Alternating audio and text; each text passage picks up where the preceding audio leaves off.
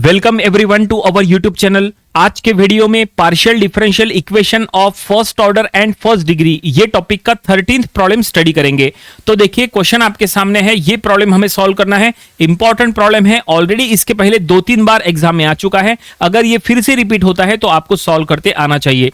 देखो काफी ये लंबा इक्वेशन है और ये del Z by del X and del Z by del Y के फॉर्म में है, जबकि इसके पहले हमने मैक्सिमम जितने भी प्रॉब्लम सॉल्व किए वो पी एंड क्यू के फॉर्म में दिए थे। वैसे P यानी del Z by del X होता है जो यहां दिया है, एंड Q यानी del Z by del Y होता है।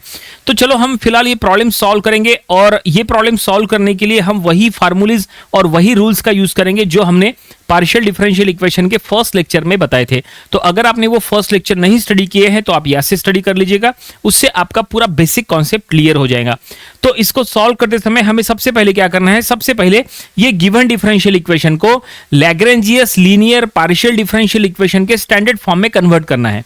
ठीक है, क्या होता है स्टैंडर्ड फॉर्म, चलो आपको स्टैंडर्ड फॉर्म बता देते हैं।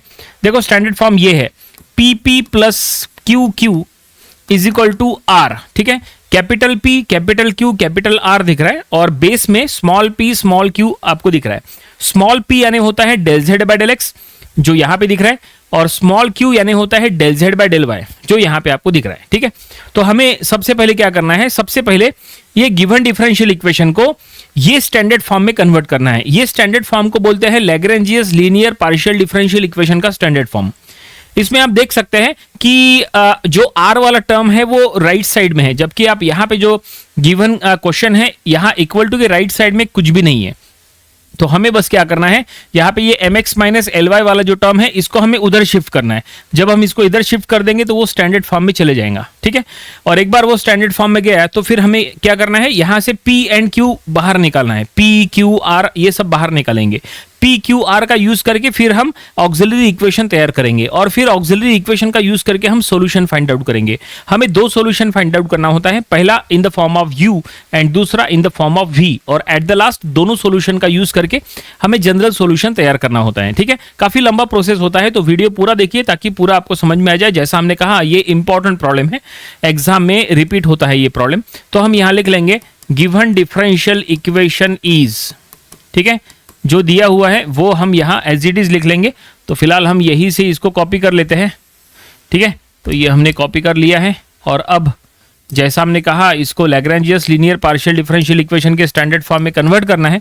तो उसके लिए क्या करो, ये del Z by del X का टर्म यही रहने दो, del Z by del Y का भी टर्म यही रहने दो। बस ये जो टर्म है mx माइनस एल वाई वाला इसको राइट साइड में शिफ्ट करना है।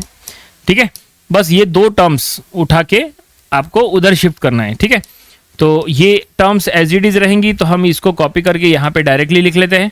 ठीक है, और इज इक्वल टू ये टर्म्स उधर जाएंगे तो ये माइनस है, ये माइनस वाला टर्म उधर जाएंगे तो प्लस एल वाई ले लो, और ये प्लस वाला टर्म उधर जाएंगे तो माइनस एम एक्स ले लो, चलेगा।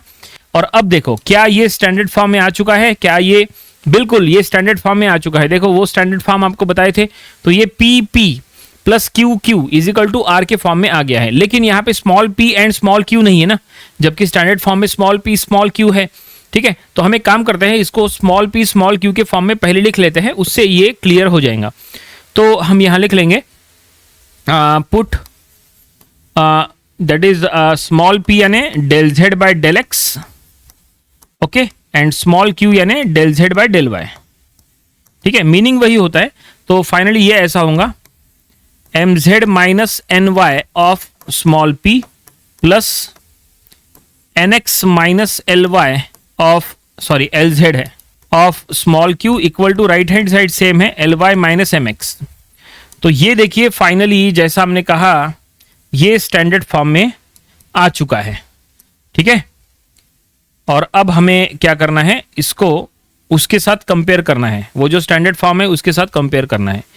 तो हम यहाँ स्टेटमेंट में लिख लेंगे compare it with P P plus Q Q is equal to R के साथ कंपेयर करना है। सो देयरफॉर यहाँ पे हमें कैपिटल P मिल जाएगा। ये स्मॉल p का कोएफिशिएंट यानी ये जो फर्स्ट ब्रैकेट है वही कैपिटल P है, mz माइनस एन वाई, ये है capital P। Then capital Q क्या है, ये second bracket that is nx minus L Z. ठीक है, और कैपिटल R क्या है, तो कैपिटल R यानी इक्वल टू के राइट साइड में ये जो कुछ भी दिख रहा है वो L Y minus M X. ठीक है, तो फाइनली ये तीनों हमने यहाँ पे मेंशन कर लिया है और अब इसके बाद हमें क्या करना है, जैसा हमने कहा था, एक बार ये स्टैंडर्ड फॉर्म में चला गया तो फिर हमें ऑक्सिलरी इक्वेशन तैयार करना है। वो ऑक्सिलरी इक्वेशन को बोलते हैं लैग्रेंजियस ऑक्सिलरी इक्वेशन। आप उसको ओनली ऑक्सिलरी इक्वेशन कहेंगे तो भी चलता है, कोई दिक्कत नहीं है। तो चलो ऑक्सिलरी इक्वेशन तैयार करेंगे। तो हम यहां लिख लेंगे AE, हमें फिलहाल शॉर्ट फॉर्म में लिखा है लेकिन आपको एग्जाम में पूरा लिखना चाहिए। AE यानी ऑक्सिलरी इक्वेशन इज। तो ऑक्सिलरी इक्वेशन का स्टैंडर्ड फॉर्म देखो क्या होता है। स्टैंडर्ड फॉर्म ये है, dx by capital P equal to dy by capital Q equal to dz by capital R। ये है स्टैंडर्ड फॉर्म। एक मिनट, ये है स्टैंडर्ड फॉर्म किसका, ये है लैग्रेंजियस ऑक्सिलरी इक्वेशन का स्टैंडर्ड फॉर्म। ठीक है, हमें क्या करना है, जो पी क्यू आर हमने फाइंड आउट किए हैं वो हमें यहाँ पे पुट करना है, और पुट करने के बाद हमें सॉल्यूशंस फाइंड आउट करना है। चलो यहाँ पी क्यू आर पुट करते हैं। तो ये देखो पी क्यू आर हम वहां लिख लेंगे, तो ये हम यहाँ लिख लेंगे, that is D X by P equal to D Y by Q equal to D Z by R. ये हमने यहाँ पे मेंशन कर लिया है। ठीक है, और ये हमारा बन गया ऑक्सिलरी इक्वेशन। और अब आपको क्या करना है, सॉल्यूशंस फाइंड आउट करना है। ठीक है, ऑक्सिलरी इक्वेशन का यूज करके आपको सॉल्यूशन फाइंड आउट करना है। दो टाइप के सॉल्यूशंस फाइंड आउट करना है, जैसा हमने कहा था। पहला रहेगा इन द फॉर्म ऑफ u और दूसरा रहेगा इन द फॉर्म ऑफ v। और ये जो सॉल्यूशंस है वो आपको इन्हीं ऑक्सिलरी इक्वेशन से निकालना है। अब सॉल्यूशन निकालने के लिए अगर स्पेशली रूल की अगर बात करें तो सॉल्यूशन निकालने के लिए कोई भी स्पेसिफिक रूल नहीं है। आपको ये ऑक्सिलरी इक्वेशन के फ्रैक्शंस के साथ क्या करना है, ये चॉइस आपका है। आप चाहे तो ये तीनों फ्रैक्शन का एडिशन करो या सब्सट्रैक्शन करो या मल्टीप्लिकेशन करो या डिवीजन करो या मल्टीप्लायर का यूज करो, कुछ भी करो, आपको एनी हाउ इसके थ्रू दो सॉल्यूशंस निकालना है। ये आप ध्यान में रखो बस। ठीक है, चलो एक काम करते हैं, यहां पे सबसे पहले देखते हैं कि क्या हो सकता है, मतलब क्या तीनों में एडिशन करने से कुछ होगा। देखो अगर हम प्रॉपर्ली चेक करेंगे, तीनों का डिनोमिनेटर देखो, तीनों के डिनोमिनेटर में LMN है। ठीक है ना, देखो यहां पे आपको LMN और तीनों में XYZ। हम एक काम करेंगे, हम सीधा सीधा मल्टीप्लायर का यूज करेंगे। फर्स्ट टाइम मल्टीप्लायर यूज करो LMN और सेकंड टाइम मल्टीप्लायर यूज करो XYZ। काफी आसानी से सॉल्व हो जाएगा। चलो मल्टीप्लायर का यूज करेंगे।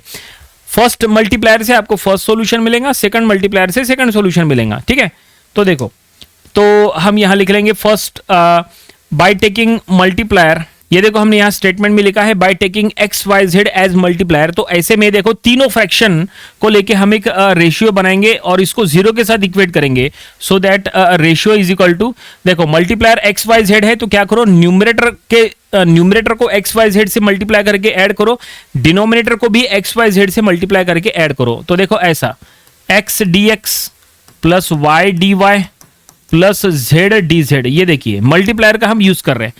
ठीक है, फर्स्ट फ्रैक्शन को ऊपर नीचे x से मल्टीप्लाई करो, सेकंड फ्रैक्शन को ऊपर नीचे y से मल्टीप्लाई करो, थर्ड फ्रैक्शन को ऊपर नीचे z से मल्टीप्लाई करो और सभी को ऐड करो। ठीक है ना, तो देखो न्यूमरेटर में हमने मल्टीप्लायर और ऐड कर लिए, डिनोमिनेटर में करेंगे तो ये यहां पे x से मल्टीप्लाई करेंगे, सो x इंटू स्टेप वाइज चलेंगे, x into mz minus ny plus y into nx minus lz and plus z into ly minus mx।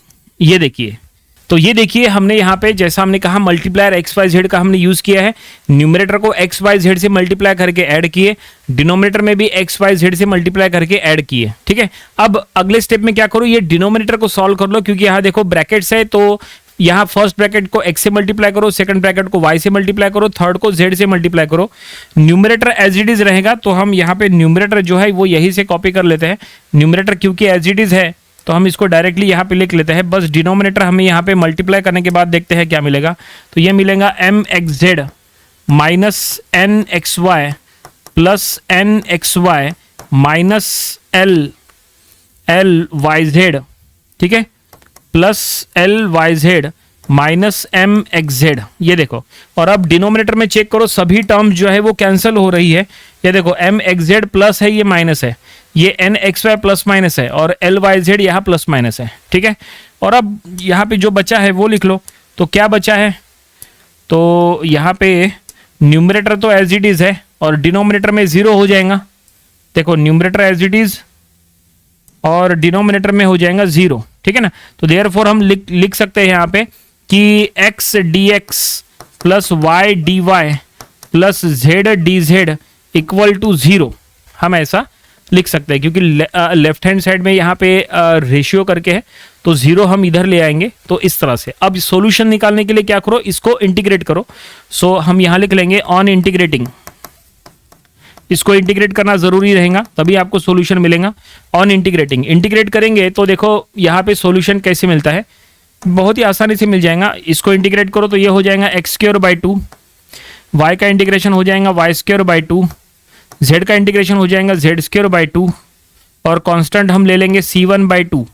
ठीक है, सभी में से 2 को गायब करो तो पहला सॉल्यूशन हमें मिल जाएगा x² + y² + z² = c1। तो ये देखिए पहला सॉल्यूशन हमने ये फाइंड आउट कर लिए, फर्स्ट सॉल्यूशन हमें मिल गया। लेकिन जैसा हमने कहा था कि फर्स्ट सॉल्यूशन हमें इन द फॉर्म ऑफ u निकालना है। ठीक है, तो हम यहां लिख लेंगे first solution that is u in the form of xyz is equal to that is x² + y² + z² is equal to c1। तो ये हमने फर्स्ट सॉल्यूशन यहां पूरी तरह से मेंशन कर लिया है, ये फर्स्ट सॉल्यूशन हमने यहां पे मेंशन कर लिया है। जैसा हमने कहा था कि 2 सॉल्यूशंस निकालना है, पहला solution in the form of u and दूसरा solution in the form of v। ठीक है, पहला सॉल्यूशन u होना चाहिए। तो ये देखिए ये पहला सॉल्यूशन है u which is in the form xyz। सो ये सॉल्यूशन देखो x² + y² + z² is equal to c1। ठीक है, जैसा हमने कहा था कि 2 कांस्टेंट निकालना, इसको आप ऐसा भी कह सकते हैं कि 2 कांस्टेंट निकालना है, 2 सॉल्यूशन निकालना है यानी ही 2 कांस्टेंट निकालना है। पहला कांस्टेंट ये हमने निकाले दैट इज c1 और अब दूसरा कांस्टेंट निकालेंगे उसको हम कहेंगे c2 जो कि जिसको हम v से असाइन करेंगे। अभी हमने पहले कांस्टेंट को यानी पहले सॉल्यूशन को u से असाइन किया है, सेकंड सॉल्यूशन को हम v से असाइन करेंगे और फिर दोनों सॉल्यूशंस को एट द लास्ट हम दोनों सॉल्यूशंस के थ्रू जनरल सॉल्यूशन तैयार करेंगे। ठीक है, तो ये हो गया फर्स्ट स्टेप, यानी ये हो गया पहला सॉल्यूशन। चलो सेकंड सॉल्यूशन की तरफ चलते हैं। तो सेकंड सॉल्यूशन के लिए आपको फिर से यही ऑक्सिलरी इक्वेशंस का आपको यूज करना है जैसा हमने इसके पहले किए थे। यहाँ पे x y z मल्टीप्लायर का यूज किए तो हमें पहला सॉल्यूशन मिला। और अब एक काम करेंगे, दूसरे मल्टीप्लायर ले लेंगे LMN, क्योंकि यहाँ पे जैसा हमने कहा था LMN है। तो चलो यहाँ पे अब x y z की जगह अब LMN मल्टीप्लायर का यूज करेंगे और इसी तरह से सॉल्व करेंगे। तो यहाँ पे हम ऐसा लिख लेंगे, एक मिनट, यहाँ पे हम न्यू पेज, एक न्यू स्लाइड ले लेते हैं और वहाँ पे हम लिख लेंगे बाय टेकिंग मल्टीप्लायर LMN। तो LMN मल्टीप्लायर हमें अगर लेना है तो जैसा इसके पहले किए थे वही करना है। Ratio is equal to numerator में L dx + m dy + n dz। ठीक है, तीनों के न्यूमरेटर में LMN से मल्टीप्लाई करके सभी को ऐड करो और डिनोमिनेटर में भी वही करना है। तो देखो न्यूमरेटर में हमने कर लिया, डिनोमिनेटर में अब हम क्या करेंगे, यहाँ पे जैसा इसके पहले किए थे, ये देखो यहाँ पे x y z की जगह हमने LMN रखे और यहाँ पे भी x y z की जगह LMN रखना है। तो ये हम ब्रैकेट्स यहाँ लिख लेंगे। तो ये देखिए हमने यहाँ पे LMN ये मल्टीप्लायर का यूज किया है और अब जैसा इसके पहले किए थे वही करो। न्यूमरेटर जो है वो एज इट इज रहेगा, फिर से सिर्फ हमें क्या करना है, डिनोमिनेटर को फिलहाल यहाँ पे सॉल्व करना है और देखेंगे कि डिनोमिनेटर में 0 आता है कि नहीं जैसे इसके पहले आया था। तो ये हो जाएगा LMZ - LNY, ठीक है, प्लस MNX - MLZ, ठीक है, प्लस NLY -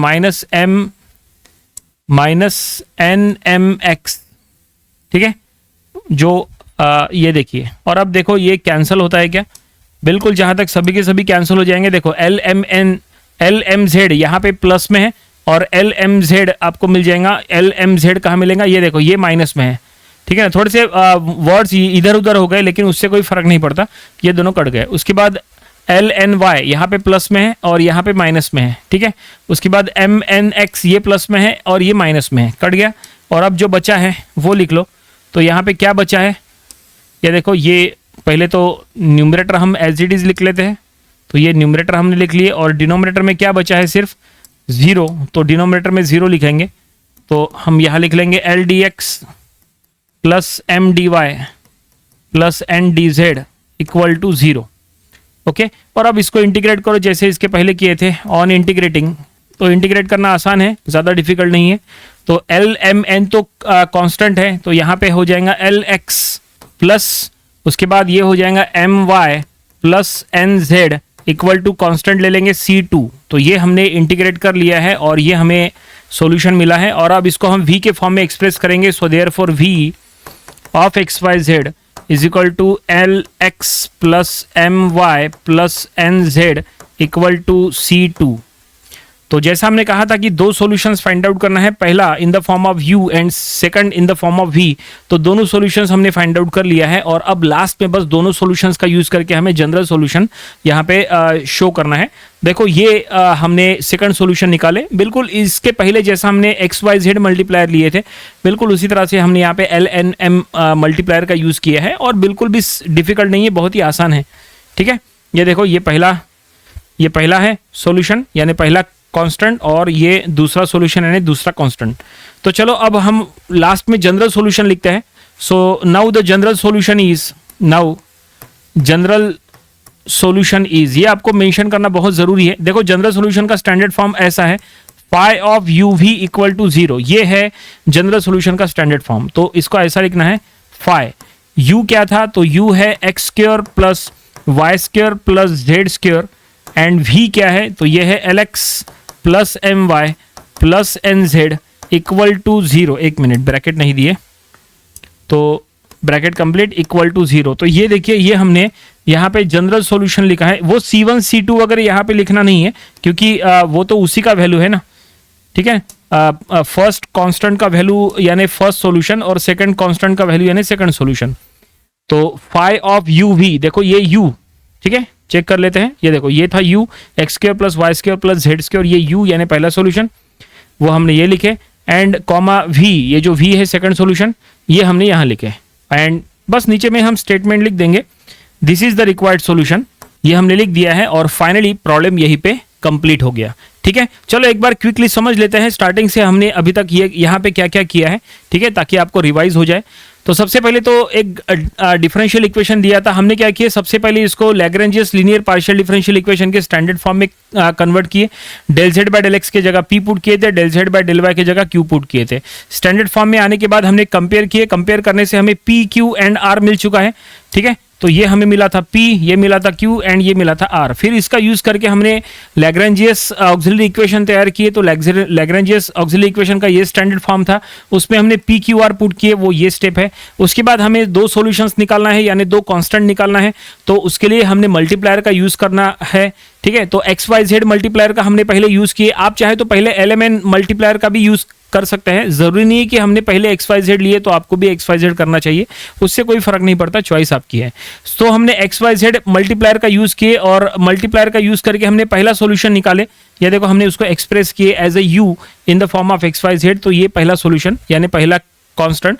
और दूसरे सॉल्यूशन के लिए हमने एल एम एन मल्टीप्लायर का यूज किए और बिल्कुल इसके प्रीवियस स्टेप के तरह सॉल्व किए और उससे हमें सेकंड सॉल्यूशन यानी सेकंड कांस्टेंट हमें ये मिल गया। और फिर एट द लास्ट दोनों सॉल्यूशंस को हमें लिखना होता है इन the form of general solution. ये देखो जनरल सॉल्यूशन का स्टैंडर्ड फॉर्म, हमने बस उसमें u और v पुट किए और यही हमारा रिक्वायर्ड आंसर है। प्रॉब्लम यहीं पे कंप्लीट हो गया। आई होप आपको ये पूरा प्रॉब्लम कैसे हमने स्टेप वाइज सॉल्व किए सब कुछ आपको समझ में आया होगा।